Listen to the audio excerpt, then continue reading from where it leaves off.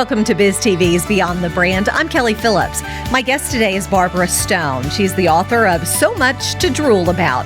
She's taking the lessons she's learned from her drooling Great Danes and teaching us all how to embrace the messiness of life. Stay tuned for more of BizTV's Beyond the Brand.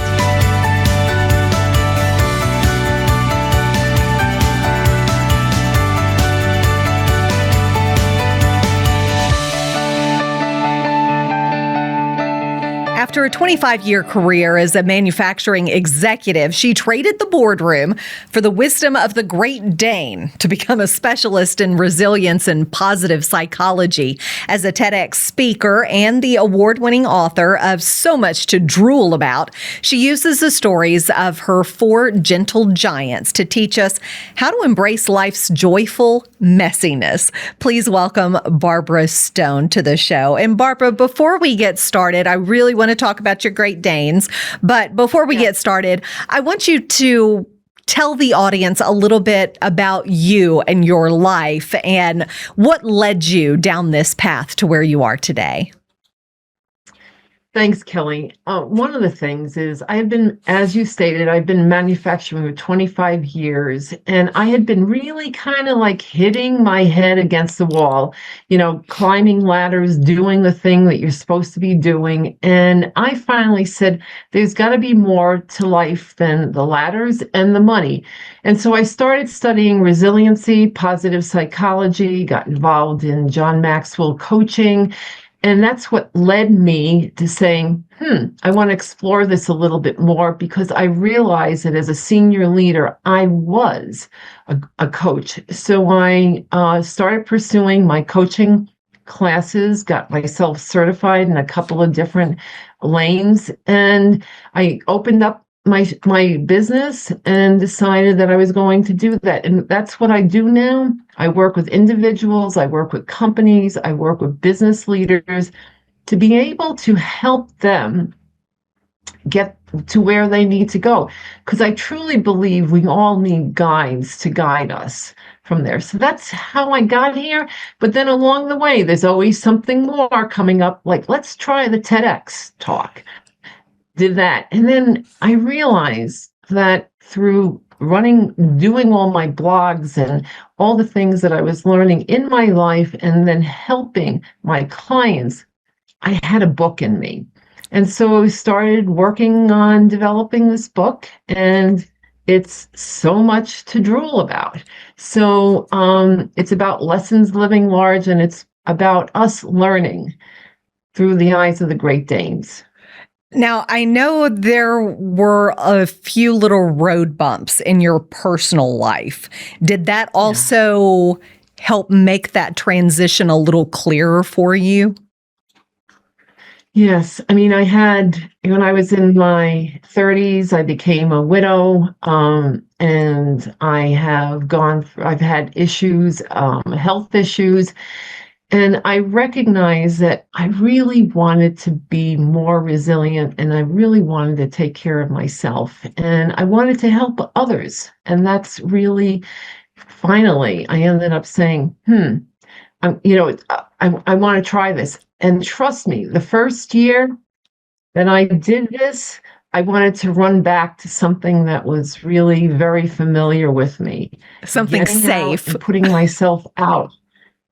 Really was something that I had never thought I'd be able to do. But I have persevered. Through the whole process. Yeah, absolutely. There are some people that are probably watching that maybe they have become a widow themselves, have been down on their luck for some reason. How do you get out of that mindset of why me, why this? How do you put one foot in front of the other and be able to go on with your life? Because you became a widow very young. Yes. And one of the things, I could stay as a victim and say, life is happening to me. Oh, me. Oh, woe me. Mm-hmm. But what I ended up needing to do was I needed to turn that around, saying, how can life happen for me? and the lessons that I've learned through it. But then also, how can I help people so it's happening through me and being able to share the wisdom that I learned along the way. So yes, and it's always becomes real, raw, and relevant when you really start sharing what goes on in your life, because there's a lot of people who are going through a lot of things and they don't really want to admit it. And I wanted to be able to align with those individuals. I know your TEDx talk is about perfectionism. It's overrated. Tell us a little bit about that, because I think everybody wants their life to be perfect, because everybody you see on social media, on movies, they're all perfect, right? They have the perfect life. Yeah, absolutely. And so that's what happens is everybody thinks that they need to be perfect. They need to be just like all of those people. And we are living up to somebody else's standards. What we really need to do is live to being our authentic self. And that's what I needed to do. I ended up taking a look at what I was doing in manufacturing. When I was in manufacturing the first time I was in that environment, I had somebody in the new company ended up saying, I'm going to be watching you. I've got my eyes on you, because if you make a wrong move, I'm going to be there. And so that's how I started my whole manufacturing career, with thinking that I've got to be watching my back, who's around me, that I'm going to be doing something wrong. So what I ended up doing was really learning to be able to create from myself. But it took a long road for me. Yeah, and your dogs helped with that, because your dogs, Great Danes, they're kind of slobbery. So that has to, the whole perfectionism has to be thrown out the window right there, doesn't it? Yeah. So if you're looking for a dog that is going to be perfect, not the Great Dane, they drool. But you know what? Life is to be drooled over. So why not think about what you can drool over in life? And, one of the things I love about my Danes is that they are big, but that when they walk into a room, you know that they're there. And so what if we could, when we walked into a room, didn't have to feel small, didn't have to hide, could really feel that we could be ourselves and our authentic selves, and being able to feel like they could cuddle up onto somebody, lean on somebody, or just sit down and do their thing. That's what we really need to be able to do, is to live large, however living large means to you. Talk about your Great Danes. You've got 4 of them, correct? Yes. I've had 4 in my life. Okay. We only have 2 at a time. And one of the things about the dogs is they each have their own personality. And that's part of what I tried to put into the book, because I wanted people to recognize that no matter whomever we are, we have lessons to learn, and that people can relate to these dogs in that manner. So the stories align with what some of these dogs have been through, to be able to align with people. You talk a lot about living large. What is the actual medical or psychological benefit of living large and then slowing down to a dog's pace in this high stress world we live in? One of the things that I will tell you that I am doing this year is trying to slow down to speed up. Last year, I published a book, trying to get it out, working through a lot of issues that we had with the publication, Illustrator, and then just different things that come along the path of publishing a book, and I felt as if I were pushing a boulder uphill. And that really took toll on my body, and it took toll on my life. And I really have made the conscious effort this year to really be more in flow and really not getting so upset over when things aren't going correctly or aren't going in my timeline, that there's a bigger timeline and things will come together. So I'm slowing down this year. I'm still going to get things done. I've got a lot on my plate. I'm going to do another book or two and getting more into schools, but I'm going to do it as the universe and God wants to be able to put it in my path. Barb, we need to take a quick break, but I want to talk more about what your plans upcoming this year are. So stick around and we'll be back with more BizTV right after this. Be sure to scan the QR code on your screen to sign up for BizTV's monthly newsletter, The Biz Beat, where you'll get articles, business news, and columns by BizTV's personalities, all sent directly to your inbox. And we're back to talk with Barb Stone, the author of So Much to Drool About. And Barb, we were talking a little bit about your dogs, and I know that one of your dogs, Bo, faced significant health and even behavioral challenges. What did his unwavering strength in vulnerability teach you? He was a pillar. And I really think that out of all my dogs, he was like an old soul. So he had a lot of issues. He had a lot of things that he went through as a puppy. But one of the things I knew that he really stood fast in. He knew exactly what he wanted to do. He was a very, very loving dog. He tore up a bunch of things, but, we got through it. But one of the things is that we went alongside him and we trained him and we worked with him. And I think that as we are going through life, we need to bring those people with us and really tap into, again, him being the old soul. How can you learn from that? And one of the things I know to be true about Bo is he didn't want to leave us. He was 11 years and 5 months when he passed away. He didn't want to leave us, nor did we want him to leave.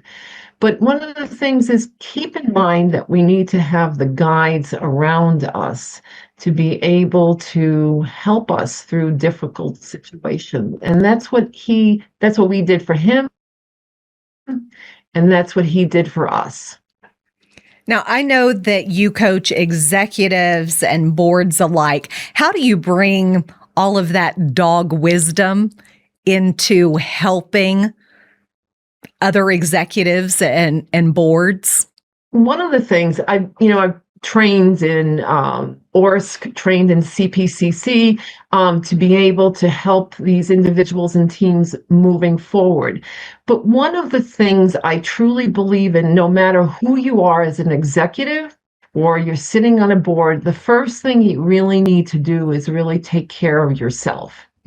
Because if you don't take care of yourself, if you don't know your values and you don't know your purpose, you don't know your emotions, you're going to go awry. So one of the things that I truly have helped individuals with, executives or whomever is sitting on a board, is to really work on themselves. And I train them in thinking about what is the first thing you need to do? What does your life look like when you get up in the morning? And the first thing you really need to think about doing is, what are you grateful for? Because if we start going to the negative side, we're going to go down a rabbit hole. So I want people to think about being grateful, and I want people to think about being still, allowing whatever it is that you want to talk to you, whether it's the universe, whether it's God, whether it's prayer, but taking that time to do some meditation or prayer will help you get settled for the day. And this third thing is to read something inspirational. One of the things that I know to be true is that everybody got up in the morning during the pandemic, either looked at their phone, looked at TV, and went down a negative rabbit hole. But what if you were to be able to read something inspirational? At that time, I picked up a lot of Seth Godin, Simon Sinek, and really wanting to be able to be inspired. So leaders need to feel that they can read something and then allow that to be the intentness for their day. And then the fourth thing is, after you've got this settled in yourself, then take a look at what your day is going to look like. Take a look at your calendar, start working on emails, because you've taken care of yourself, you know what your purpose is, and then you can start your day going forward.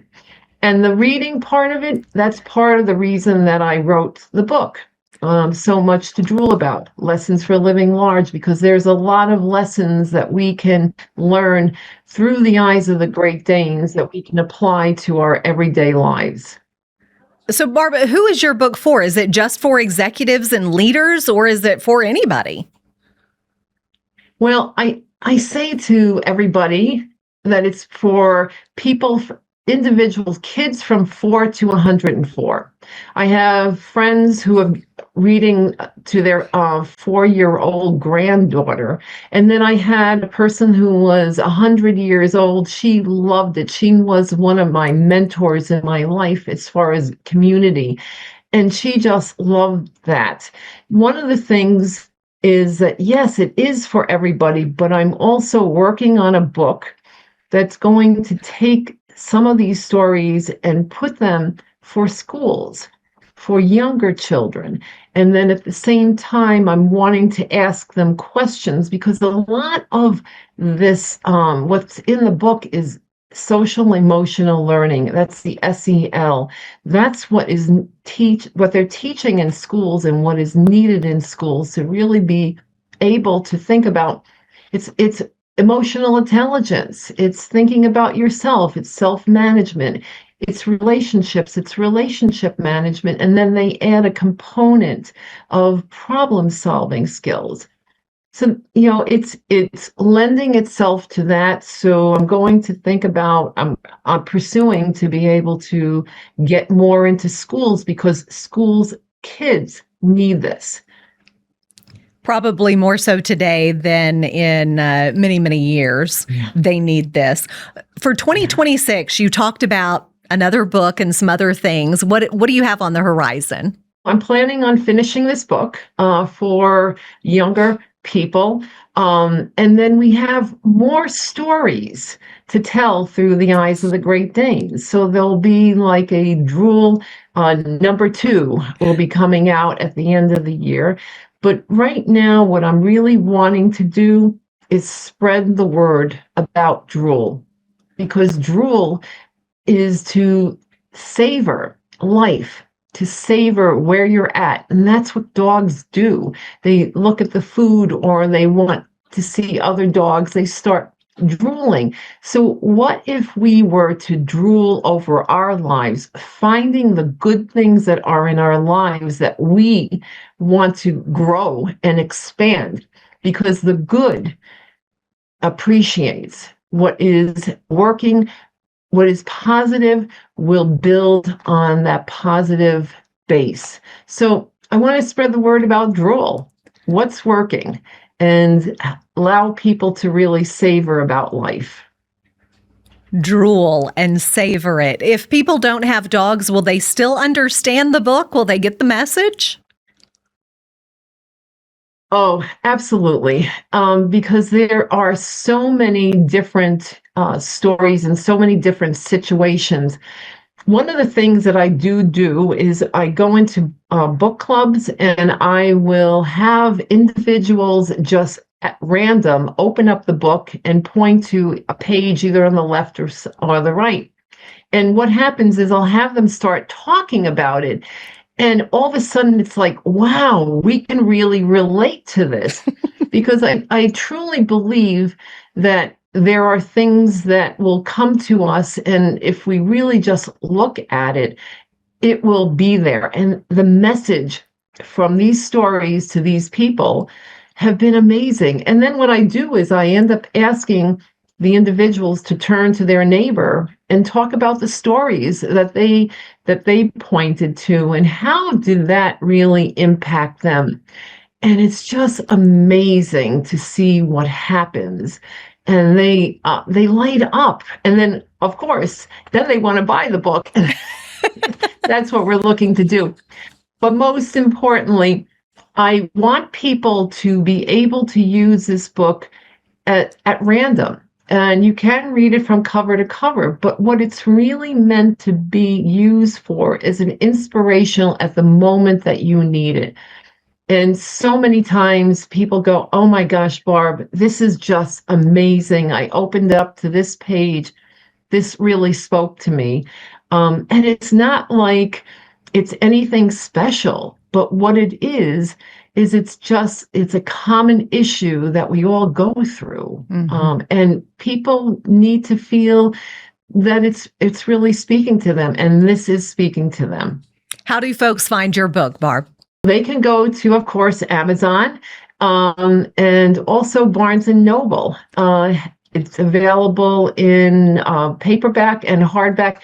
And I want to say to you, it's the type of book that you'd really like to have in hardback, because it's almost like a coffee table picture book, and that people can open up, and if they're sitting there, and start having a conversation over a story, because it's meant to inspire people. Barbara, thanks so much. I really appreciate you joining us today, and you've certainly inspired us here, and I'm sure lots of folks at home. Barbara Stone, author of So Much to Drool About. Thanks for watching BizTV's Beyond the Brand. Be sure to subscribe to the BizTV YouTube channel, where you'll find full episodes of this show, fresh BizTV content, and a few surprises each week to help you stay inspired.